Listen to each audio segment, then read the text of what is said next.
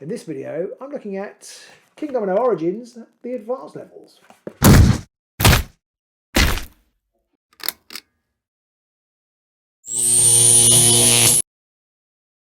Hello AOS fans, yes I'm back. This is my second video about Kingdomino Origins, and in this video I'm looking at the second and third game mode. So I've already done a video which explains what Kingdomino Origins is and why you should buy it, and then this is a little extra explanation of the two additional game modes from the first game mode, easy, medium and hard, roughly is how they work out.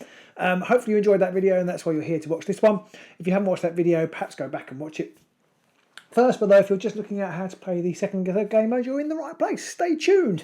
Right, and of course, if this is your first time coming to Agency Mar, please do like and subscribe and ring that bell so you get further notifications of any lovely videos that we do. Right, let's have a look at this then. So, I've got this set up. Imagine this is the this was left over from my last video. Imagine that this is a standard game. So in the gameplay, it's pretty much exactly the same way. There's none of the rules are replaced. So you still choose tiles in the same way. You still build your territories in the same way, and that will all be scored the same way at the end of the game. But there are extra things in this form of this little bag here. And in this little bag we have some, I guess, tokens. And we have 4 types of token in the game. There is a lovely little mammoth token. He's up on his other little mammoth token, a fish token, my favourite, the mushroom token, and a flint, which also looks awfully like a pine cone. A flint token. Now you may have noticed, astute viewers of the other video, that some of the cards, tiles, have little icons on them. And basically, when you put the tiles out, you can put the counters on them. In practice, you don't have to do it until you've actually taken them, but you can. The rules say to put them on when you put them out, but you don't have to.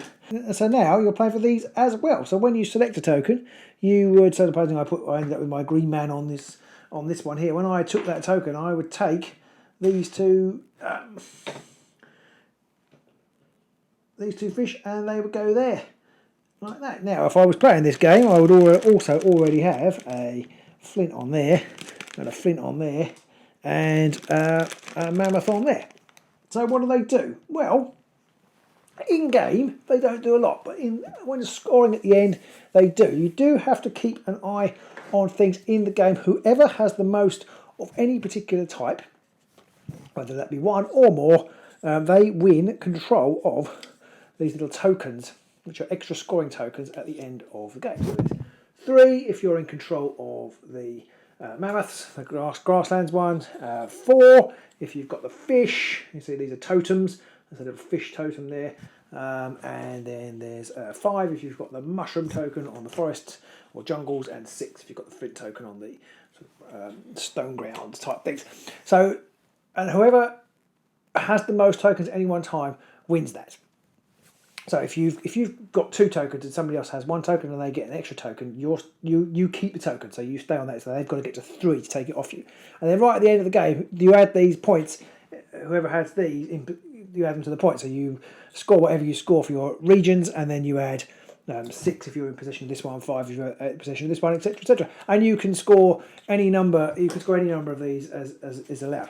There are no yellow. There are no tokens on the yellow on the yellow ones, and these don't have any, so they won't score you any totem points. You also score a single point for each token that you have. So supposing you lost out 4-3, you'd still get score 3 for your fish tokens, but your opponent would also score 4. But it's not a total washout, I suppose. Now, there are no totem tokens on cards with flames. It's either one or the other. Not all of them have them, but if you use the volcano, supposing if you do have place a volcano token, like imagine I had just placed this token here. If I did want to place my 2 flames, I could go 1, 2 to there. I could put it there, but I'd have to take away that flint. So that is another way in which the totem can change hands, because obviously there I'm getting quite a lot of extra points. I'm getting 4 extra points, or 8 extra points, because I've got 2 times 4 things, but I'm losing one of these, and I might lose the totem token, potable, which ultimately would cost me 6. potentially. And that's in a nutshell it. So basically you go around, each time you place one you get the relevant tokens on them, and then you total up the tokens as you go, and if you're the winner you get control of the totems, and then at the end of the game whoever has control of the totems scores the value of the totem, which is 3, 4 or 5 or 6 depending on which totem it is, and you also score any individual tokens you get, but any flames you place from volcanoes, wipe them out. That in a nutshell is how it works. It can be a little bit confusing. I mean, the kids love it. It can be a little bit confusing because everybody's going, because you know the kids are like, they're all hands in, but you can still work out at the end, if you've forgotten to place a token or take a token, you can work out who should have had what just about, because you can see by the placing of the flame tokens, you can see which ones have been wiped out, so you know that there isn't a flint there anymore. And then you can see, well, I haven't got one on here, but there's no flame token. I haven't got one on here, but there's no flame token. So I know that was that should have one. So I can put it on. I can put on the flint for that. So you can kind of retroactively add it back in. And I have to say, I don't think there's been a game where we haven't had to do that and that we've managed it just fine. This version of the game is really interesting. It adds some complexity into the choosing what to do. I haven't actually worked out. Yeah, we haven't played this version enough for me to determine whether it makes a massive difference. I still have a feeling it might be better to prioritise territory grabbing and maximising your flame multiplication factors more than going for the totems. I think you do have to keep a little bit an eye on it to make sure your opponent isn't squeezing all of these out, but that isn't very likely, certainly in a two-player game, because there's lots going on. If you're playing 7x7, it gets really interesting. But if you've got to watch it a little bit, and you can end up falling to the bottom of the pile if you've got none of these. But I'm not sure it makes a difference which one you choose if you're going to go for one. So that is that version of the game. I really like it. I love the aesthetic of the little tokens, and it makes the game a little bit more complex. You still don't really need the score pad, but you can. If everybody's trying to count it out at once, it gets a bit of a nightmare, so it's quite good to be able to write down what you're doing. The score pads, I'll show you these because we'll need them for the next version, but the score pads, look, there you go. So that, basically you write down how much you score from the different types of territory, and then you score what you write down from what totem tokens you have, and then what token kind of pieces you have. And then that's all. This is for the next version of the game. So we've had the first version is discovery mode, and then we've got totem mode, and then the third mode is called tribe mode, where you're actually going to add some people to your settlements to improve the lot of your settlement, and it sort of improve the comfort levels of your settlement. So what do we do here? Well, this is quite a marked difference actually. So I'm just going to squidge everything down a little bit so you can see it still. This board sits at the top of the board, and then you have these tokens here that you put out, and they have different things on them, and there are different varieties of settler. So, and then you'll create a draw pile here. So the settlers or cavemen do different things depending on what pictures they've got on them, and the way you buy them. I'll explain how you buy them first, and then explain how they boost your score. You can basically spend your resources. So in the totem mode, you collect your resources and they scored.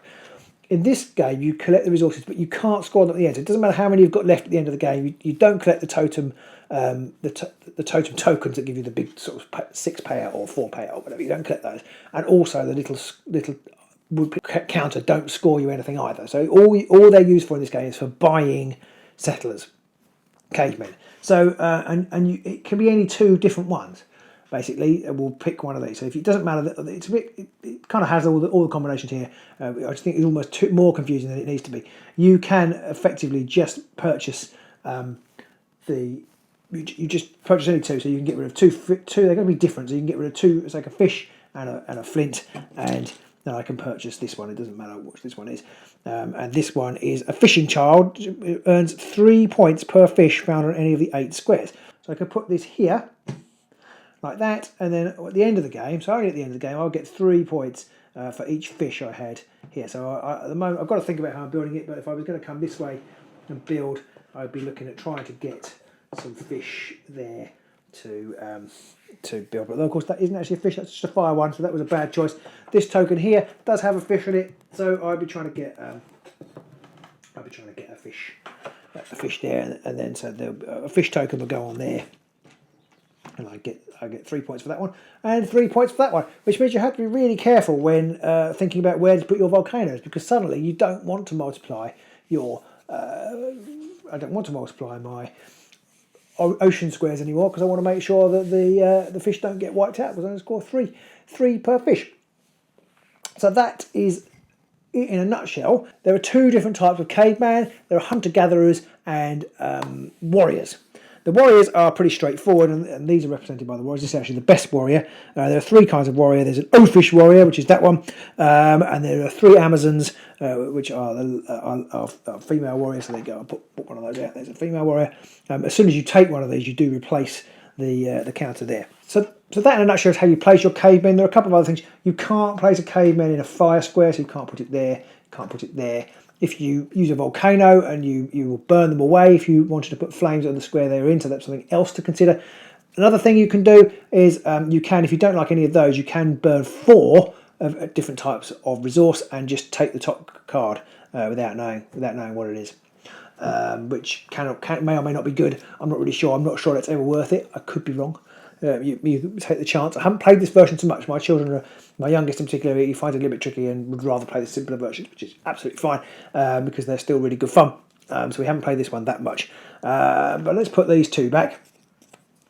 So each time you've taken one of these tokens, you replace that one. So if somebody scored the warrior card, I would then replace it with, it's another warrior. So there are several different types of caveman. There's hunter-gatherers and warriors. And they score in slightly different ways. So I'm going to just pretend that my territory goes out this way like this.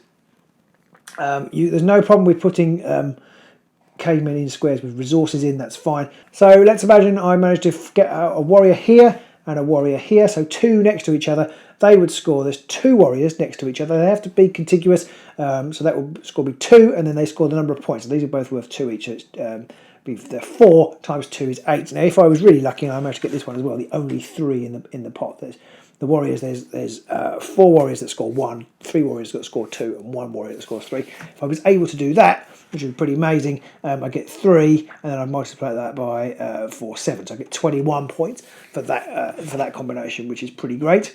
So the warriors are fairly straightforward, I think, to score. The other types you get in the game, there's various different ones. There's a hunter. He earns you 3 points for every mammoth in the squares around him. So you want to try and get him near the grasslands. Every square around him, you get 3 points. There's a fishing child I've already placed, so you get 3 points for every fish. There's a gatherer who earns you 4 points per mushroom found in any of the squares around her, so she's worth a lot. And then the sculptor, even more, is worth 5 points per flint in 8 around. But it's quite hard, obviously, the flint, the things that are scarcer, harder to come by, so that's why they score more. The painter, he earns you 2 points for any resource token. Pretty good. So again, you're kind of maximising your possibility of different zones and not worrying too much about the specific zone. Makes it a bit easier to score, which is why he's less. There's a fire lady, and she costs you 1 point for any fire symbol. So you get her on here, and then suddenly in the 8 squares you've got fire all around. If I could get the fire lady on there.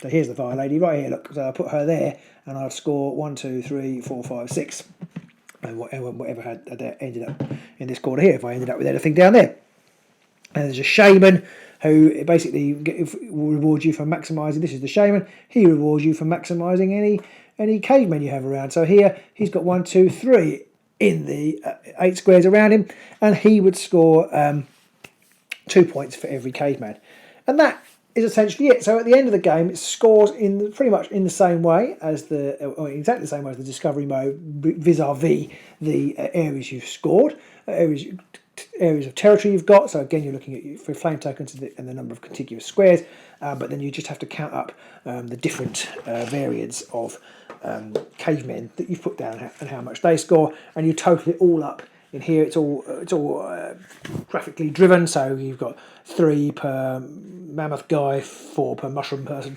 and that's how that works. And there's even a little slot at the bottom here for 10 for getting one your base completely in the middle, and 5 for getting a complete square. And that is that. This version adds a whole load of new depth, and like I say, we haven't played it that much. I can't really comment on how much further it takes the game.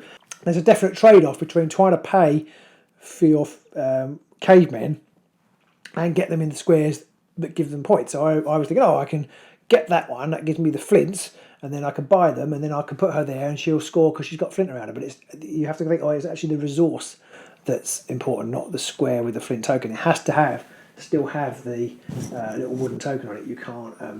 You can't score just because it's got the outline of the icon on the board like this mushroom here. It is worth stressing again that you don't score anything for points you don't collect the totem tokens, and you don't score any points for each individual wooden token you have left on the end of the board. And it's also worth mentioning, because the tokens are taken off, if you do fail on the bookkeeping on this one, unlike the totem mode where you can work it backwards from what tokens are left on the board and which ones are empty and where the fires are, you can't do that here because you're taking off and spending them, and so there's no way of going back and checking whether you've made a mistake. So it's a little bit more complex. You've got to be on top of your bookkeeping, which may not be ideal for stressful family gaming, depending on how many of you are and how many of them are under the age of 10. So that is Kingdomino Origins. As I said in the previous video, I think it's really great. I think this one, had a quick look before I go out. This one retails at 20. This one retails at 27. I actually got this for 20 quid just before Christmas. I would go for this version if you haven't bought that version. That version is great. This version is just as good in the basic form, and then even better, it can be extended.